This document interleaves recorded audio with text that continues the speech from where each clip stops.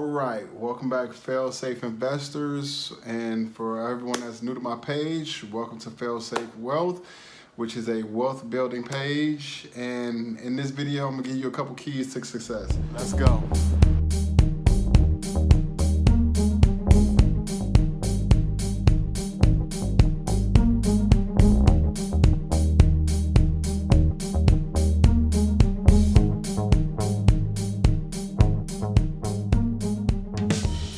So pretty much one of the tools you'll need with investing is discipline.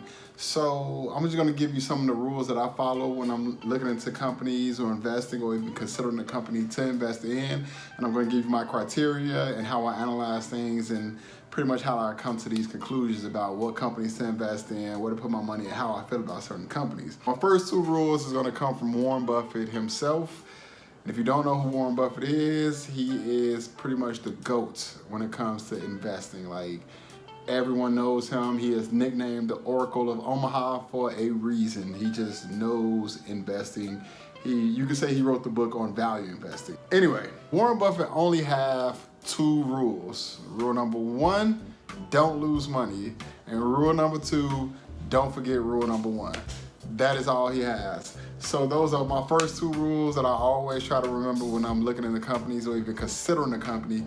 And those help me out, because if I don't want to lose money, I'm going to do everything I can to know about a company, know how they operate, do a lot of reading. So that's what I said, the discipline comes in handy when it comes to like investing and anything, pretty much anything you want to get into. You're going to need some discipline. You're going to have to learn about it, and you're going to have to educate yourself, especially if like you're not required to do these things. So I'm doing this like on my own, pretty much. This is not my job to invest in companies. Like I said, don't lose money, and don't forget rule number one. So my criteria when it comes to looking into companies and putting my money into companies is very, very strict. So another rule you want to think is always invest in companies that you absolutely know, or at least know how they make money or how they operate, or can at least understand how they operate.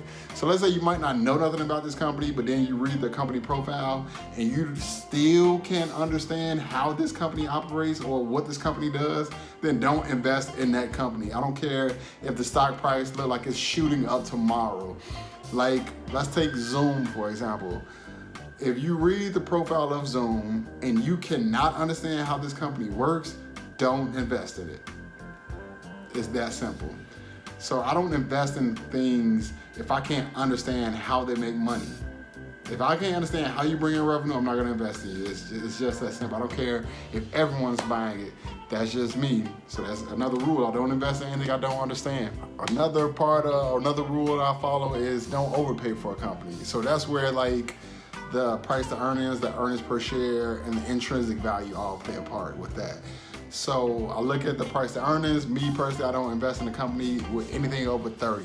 But then that depends on if it's a growth stock or a value stock. If it's a growth stock, most growth stocks have a high PE because they're gonna operate with debt before they become profitable. So even if you look at Amazon, for example, like a couple years ago, Amazon had a crazy price to earnings, but it was considered a growth stock. And Amazon still is considered a growth stock, even though it's selling for over $2,000 today. It's still considered a growth stock. So it depends on that. Like it is a company, I'm not gonna say right now that I am looking into that is considered a growth stock. And I'm still hesitant if I'm gonna put my money into it. But like I said, you have to understand these things when you're analyzing a company. And that, like I said, that goes into not overpaying for a company. So they also have to be bringing in the earnings per share, and their intrinsic value has to be more than what their asking price is on the day of trading or the day that you're considering buying into that company, because you need a margin of safety. And that's also in Benjamin Graham's book, Warren Buffett's mentor, that I've read. I think I have a copy. Intelligent Investor, great book. You definitely need a margin of safety, and all of that is explained in that book. Another rule I follow is understand the management and pretty much look up into their management and see if these are people that I can trust. So like with Delta Airlines, the CEO, Ed Bastian, pretty much I had to look into him and see if this is the person that I can trust with my money, and like listen to his interviews how is he talking in these interviews?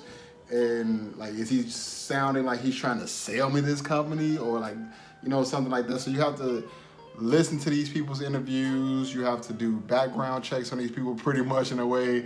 And like, you really don't want a CEO that makes a promise that they don't keep. And that's also mentioned in the book. Like, you don't want a CEO that might make a promise like, oh, we're gonna be at a $2 profit or $2 earnings per share profit by next year, and then next year coming in not at that $2 earnings per share profit.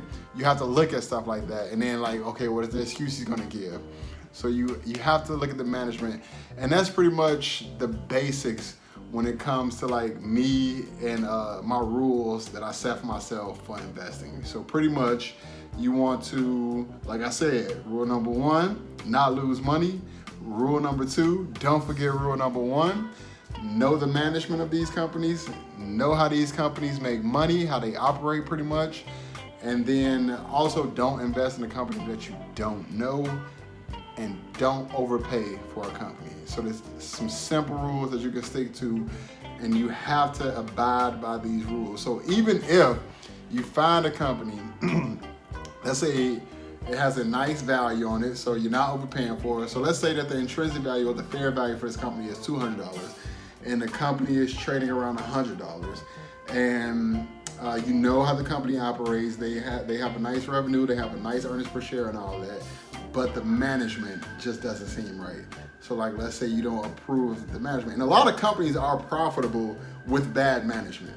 I should repeat that, a lot of companies are profitable with bad management, and that doesn't pay out well for them. Like, I would have thought that Yahoo would have been a profitable company when they were around, and they made up like $500 something a share before going under and being bought out by Verizon. So you have to, all of these things have to line up. So I'm not gonna put my money in a company unless the management, I trust the management, I know how they operate, I know they have a good balance sheet, I'm not overpaying for this company.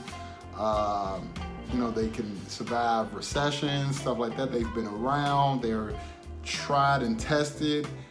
And also, have to go back to rule number 1, don't lose money. And so that's pretty much it for me. A couple rules for you, a couple principles, you know, a couple keys to success in this video. And like I always say, good luck on your fail-safe investments, and let's do it.